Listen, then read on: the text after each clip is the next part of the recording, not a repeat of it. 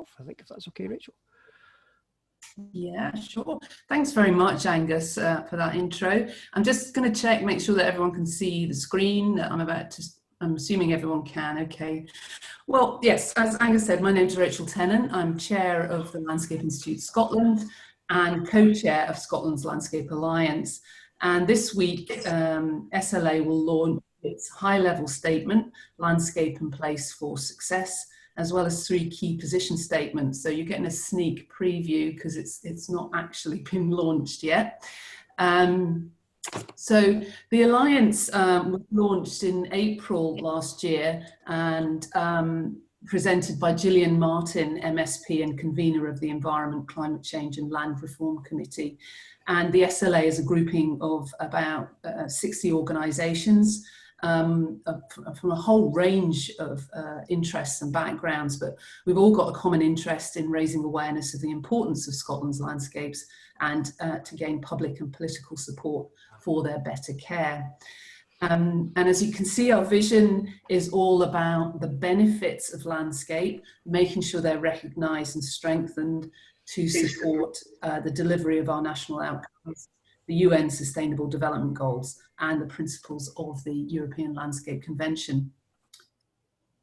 So what is landscape and why is it important? I mean, this is one of the biggest debates that we have had amongst the groupings, bearing in mind that a series of working groups have been established since last April. And one of the things that we needed to establish was the actual definition of what we felt landscape is. And it is very loosely based on the ELC definition.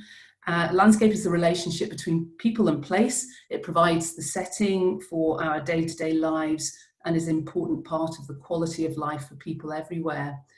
And more importantly, where it covers is our urban areas, countryside, coasts and waterways, in areas recognised as being of outstanding beauty, as well as everyday spaces.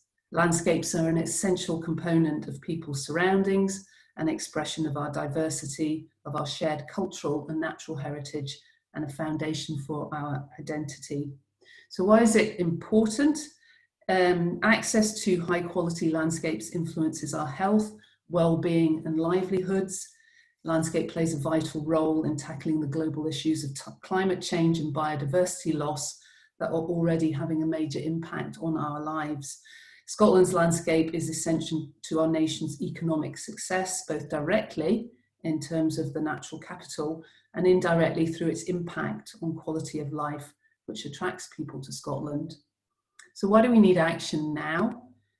Scotland is known internationally for the quality of its landscape, and to continue to uphold this deserved reputation, we need to be alive to and actively manage the changes that we face in the 21st century. And we are at a tipping point where change is happening at such a scale and speed that it's hard to comprehend the potential and cumulative impacts. But we do know that some changes will be hard to reverse and we need early action. And it will require a major shift in the mindset of all organisations and people involved in matters that affect our landscape. This needs to permeate daily actions and be supported by joined up decision making and combined action of Scottish Government, local government and all other stakeholders. And I think that's the important thing about the Scottish Landscape Alliance, or Scotland's Landscape Alliance. It is about the collective voice of over 60 organisations, which has more impact. So the SLA have developed 3 interlinked position statements, as I said earlier, which make a series of recommendations around increasing Scotland's resilience to climate change and environmental challenges, improving the health and well-being of people in Scotland and reducing health inequalities, and supporting integrated land uses and delivering inclusive growth to the economy. We have a series of 10 outcomes which we want to achieve over the next 5 years, and that's across each of the 3 themes. So leadership and recognition of the many benefits of landscape and the need to protect and care for Scotland's landscape in order to deliver them. better integration of regulation and policy for landscape and biodiversity, measure and quantify landscape quality and its multiple benefits, develop and implement an internationally recognised national statute for landscape protection.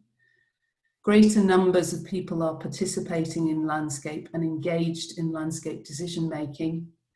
Policies that positively contribute to the environmental, health and economic challenges of our time. Land use and development planning mechanisms that are designed to maximise investment in landscape to deliver multiple benefits. Urban and rural landscapes are designed and actively managed to increase resilience to environmental and health challenges. And place landscape-based decision-making informs trade-offs, helping to resolve potential land use conflicts. And finally, those responsible for achieving landscape quality are supported and work collaboratively to take the necessary actions. So the first of our position statements is landscape and resilience to environmental challenges. And so what environmental challenges are we facing? Well, obviously the government has recognised a global climate emergency in 2019, but we're facing a series of interconnected and interdependent challenges relating to our environment, most notably the twin issues of climate change and biodiversity loss. And whilst these challenges are environmental in nature, they have a wide-ranging social and economic consequences as well. So there are a series of issues and opportunities around this. So the first two are climate change and loss of biodiversity. So landscape management provides the opportunity to mitigate climate change by increasing carbon sequestration and through adaptation to increase resilience.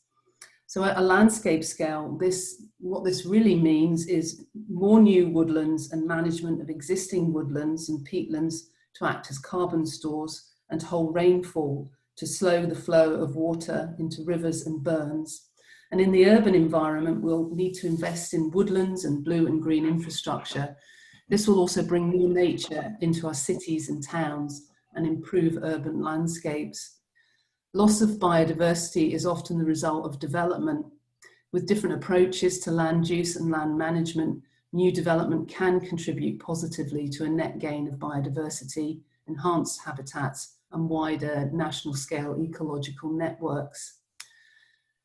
Land use changes which will be needed to sequester more carbon, reduce flood risk, mitigate sea level rise, and increase habitat connectivity will naturally result in land use conflicts. So we need to reduce that, and trade-offs will be required, but taking a landscape perspective and working collaboratively is likely to lead to more sustainable, multifunctional and equitable results. Community resilience is also needed, and there's evidence that if people are engaged and empowered within local decision making and action, they're likely to develop solutions which are a better fit to local context and conditions. And that means they will cope better and recover more quickly when challenging events do occur.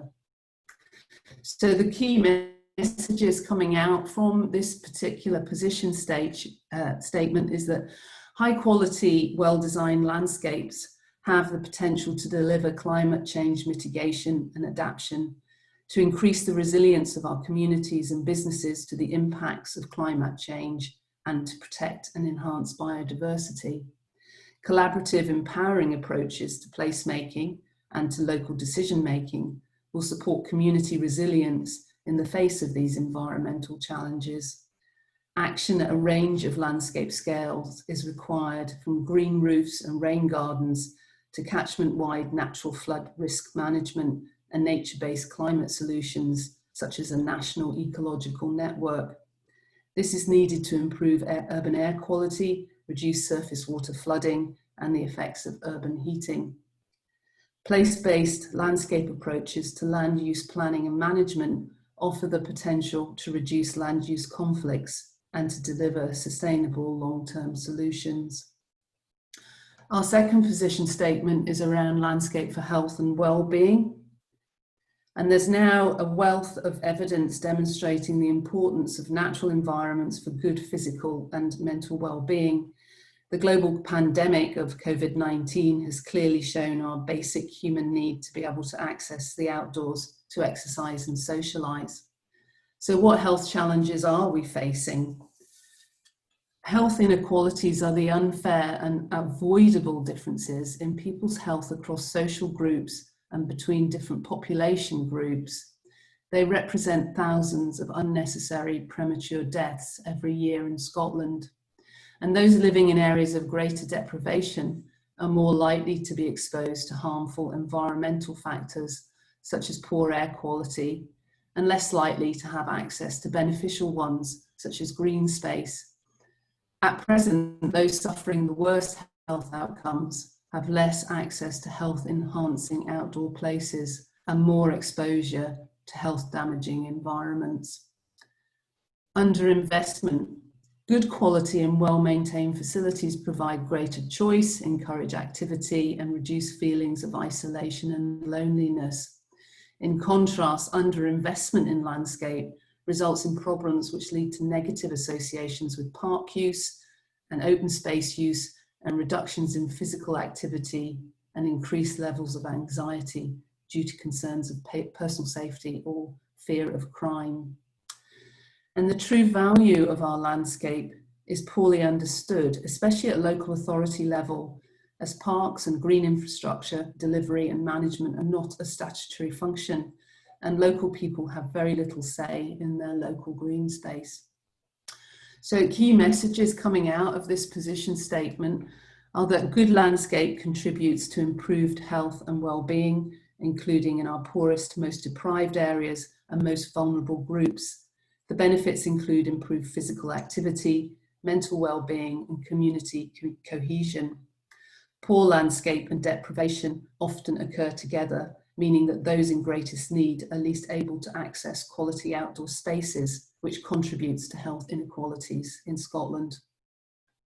Action at a range of landscape scales is required to improve air quality and reduce flooding and urban heating, which are impacting on our health and well-being.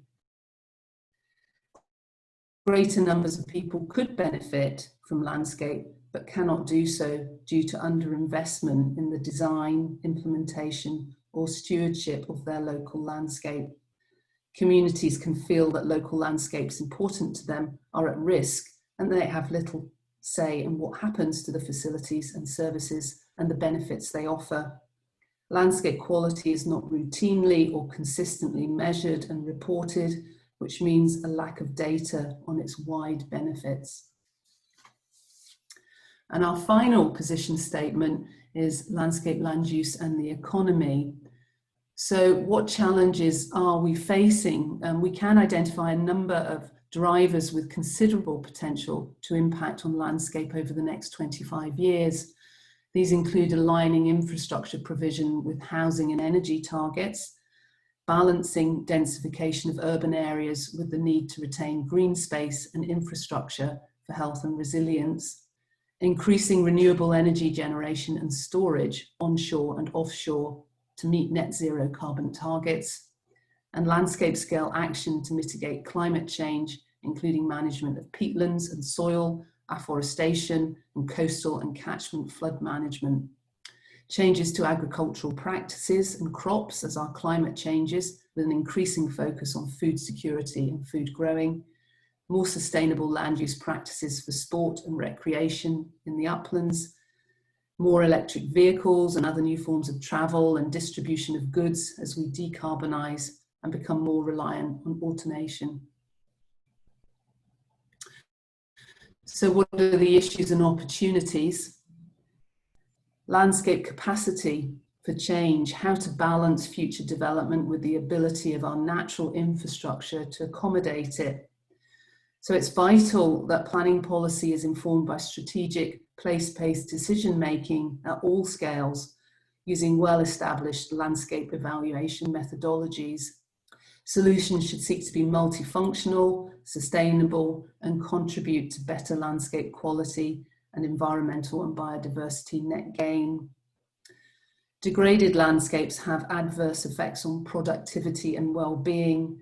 They represent opportunities which address contemporary and future needs, such as enhancing biodiversity, agroecological systems, creative spaces for recreation, and innovative economic activities. These visions must be co-constructed with communities and key public and private stakeholders. Scotland has landscape of international and national importance which deserves proper protection and care. However, there's a lack of rigorous statute, policy and practice to safeguard our most important landscape, and a lack of awareness of the importance of long-term stewardship. We should ensure we're meeting international standards by reviewing and updating our approach to the identification and protection of areas of highest scenic and landscape significance. And if we're to maximise the benefits derived from our landscapes, we'll need to ensure that development occurs only where it can be accommodated and that it delivers a range of public goods whilst maintaining landscape quality and character. This is complicated, requiring trade-offs to balance competing pressures. So the key message coming out of this position statement is that there's a need for greater public debate to improve understanding and widen engagement about Scotland's landscape. Landscape has intrinsic values which should be recognised in asset management and evaluated and costed when changes in land use are proposed. Areas of highest scenic and landscape quality should be identified and protected through appropriate legislation and stewardship.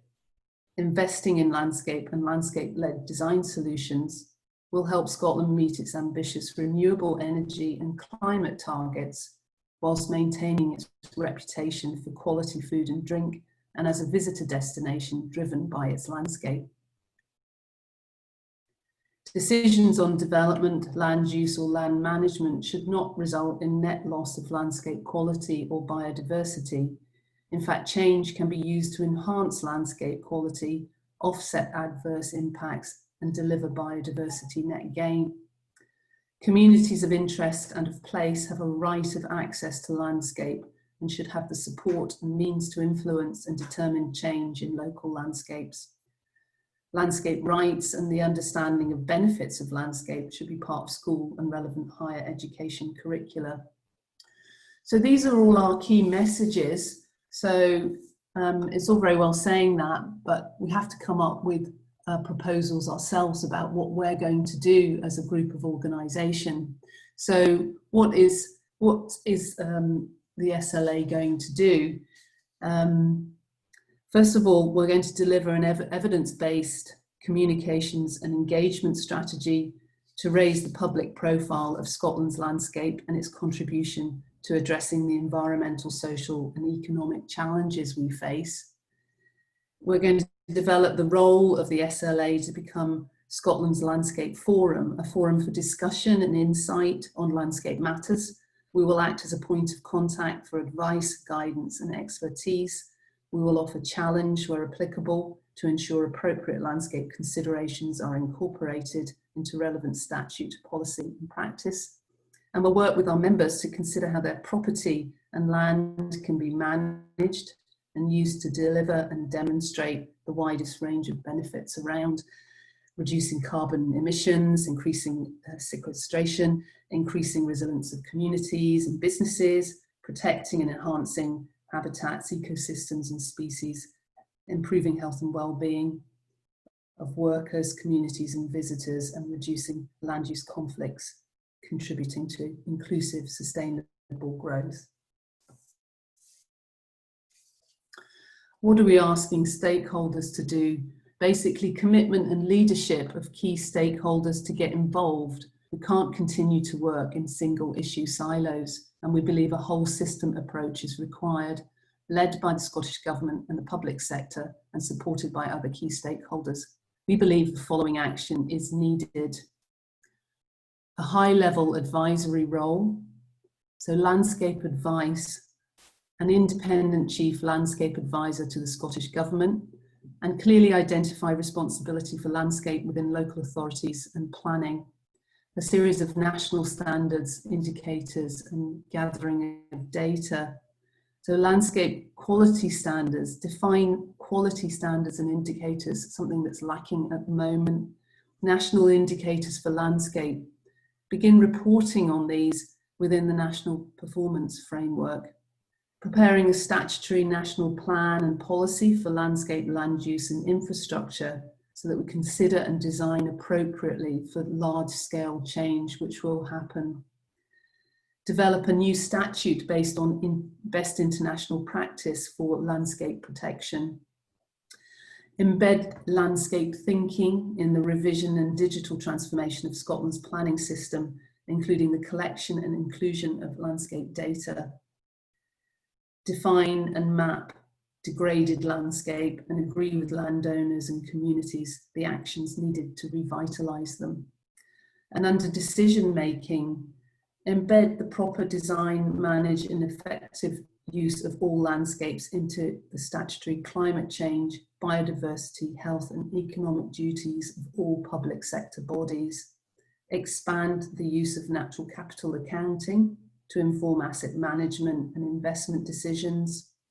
Develop appropriate place landscape-based policies, controls, incentives and support schemes to drive the delivery of a multifunctional approach to landscape, and promote and support programs that recognise, accredit and reward good practice. A series of funding mechanisms, new ones, develop a new landscape Green Deal, include funding mechanisms in a new Scottish rural development programme that aim to deliver landscape quality outcomes, partnership working and community-led innovation. Establish and utilise revenue budgets to properly resource the management of public landscape assets. And finally, people. Ensure that decisions affecting local landscapes are taken collaboratively with the communities.